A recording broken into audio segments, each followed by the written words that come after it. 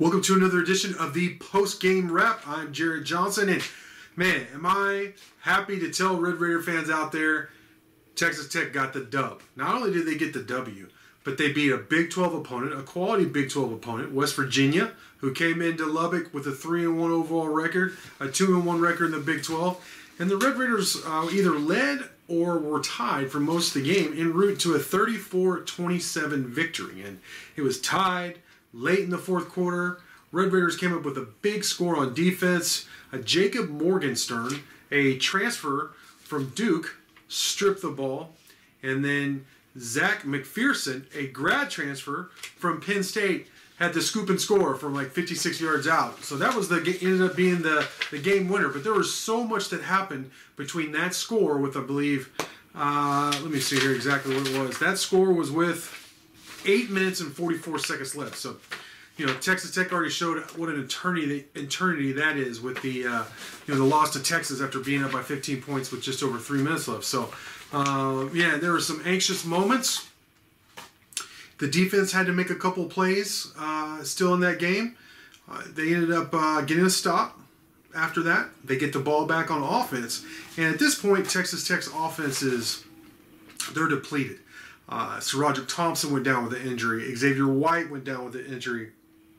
Chadarius Townsend, the grad transfer from Alabama, didn't even suit up. So true freshman Taj Brooks and Texas Tech's offensive line went to work. They picked up 3 huge first downs, mostly on the ground. And it chewed up a lot of clock. I mean, it chewed up like about 3 minutes, forced West Virginia to use their timeouts, and then Tech punted deep to them. West Virginia moved the ball, got within striking distance, and on the final play, they threw up a Hail Mary, which DeMarcus Fields, senior defensive back, knocked down. I thought he picked it off at first, but it was just a pass breakup. And man, what a great game he had. He had, pass breakup after pass breakup, or made big plays, big tackle here, big tackle there. And really, I actually said going into this game, I didn't think the defense was good enough, Texas Tech's defense was good enough to win a game for them. And though the offense made, its fair share of plays, man, the defense really made the plays down the stretch to win the game. So I got to tip my cap to them, and I said I felt like Texas Tech had to limit Leddie Brown and make Jarret Doege beat them with his arm. And that's exactly what they did, honestly. I mean, Leddie Brown was held to under 100 yards rushing, I believe. Yeah, they were held to 98 yards rushing overall. Leddie Brown only had 77 yards rushing. He had 2 touchdowns. And don't get me wrong, he had 7 catches and 47 yards through the air, too. So he still had a good game, very good game, but he didn't torch Tech. I mean, he didn't. You never felt like he was just running them over or anything like that. I mean, he is one of the best running backs. He is one of the best running backs in the Big 12, and I believe he was second in the Big 12 in rushing coming into this game. And you were able to limit him enough to where you forced Jarret Doege into having to beat you. And I tell you what, here's another thing. I think Doege played very well. As a matter of fact, I feel like his receivers, they let him down big time. I mean, there was like 6 or 7 drops. And look, Jarret threw some bad passes that were there, but man, his receivers dropped a lot of passes. I mean, passes that would have gone for big plays that hit them right in stride. So, I bet he's really frustrated tonight in his return. The former Lubbock Cooper standout. But for Texas Tech on their end, the quarterback counterpart. Henry Colombi, he wasn't spectacular or anything like that. He wasn't necessarily flashy, but his final line was 22 for 28 for 160 yards and a touchdown. He was sacked twice. And he was under I think he was under pressure for a lot of the game. West Virginia came into the game averaging 4 sacks a game, I believe, and leading the Big 12 in sacks. But Henry helped himself by rushing for another 40 yards and a touchdown. When he got out of the pocket some and scrambled and made some plays with his legs. And I asked Coach Wells was asked about Colombi, his performance, and he said he played with poise and his legs were a big asset. And I think that's accurate. That's how he played tonight. I feel like Colombi gave Texas Tech, the whole team, more of a chance to be competitive. The defense wasn't on the field near as long as it was, obviously against Iowa State, but just in general. He extended some drives with some runs and some big throws. He had a big 4th down throw to EZ. But then, to me, what happened was grad transfers on defense and then true freshmen on offense stepping up. For Vasher being out, Jalen Polk being a freshman, he made big plays, but he got hurt some. Miles Price ended up being in there. He was one of the only guys that started the season at H that was available tonight, because Keyshawn Carter, one of the best players of the Big 12, he was out. Dalton Rigdon was still out. McLean Mannix was still out. All out with injuries, those three guys. And then Sir Roger Thompson and Xavier White, Chadarius Townsend, all those running backs were down. So you were down to some young guys. They had Caleb Rogers at left tackle, a true freshman.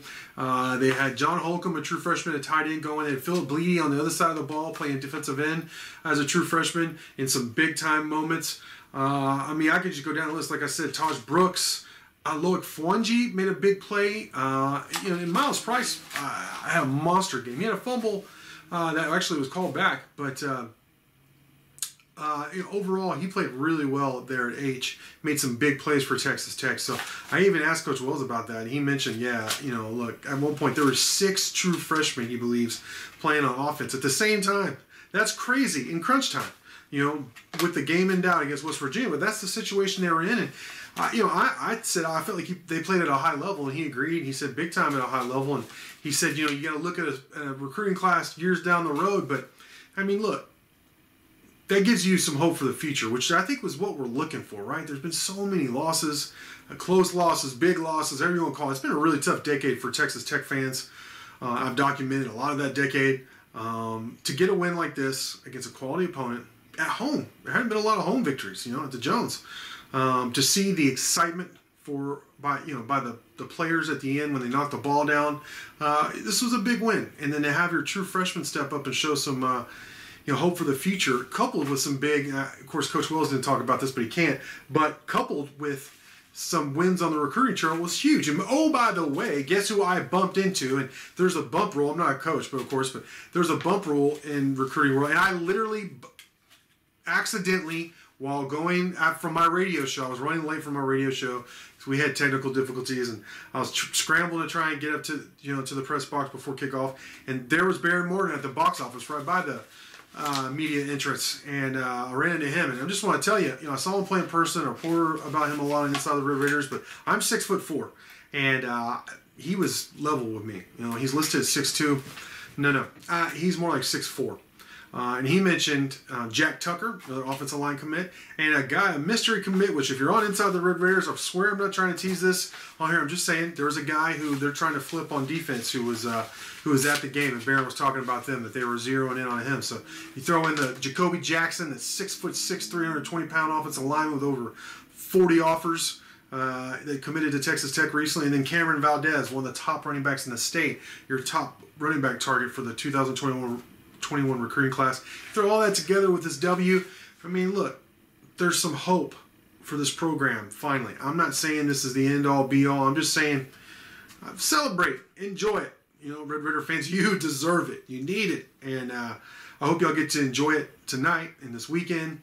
And then, hey, big game against OU coming up next week. Halloween night, 7 o'clock.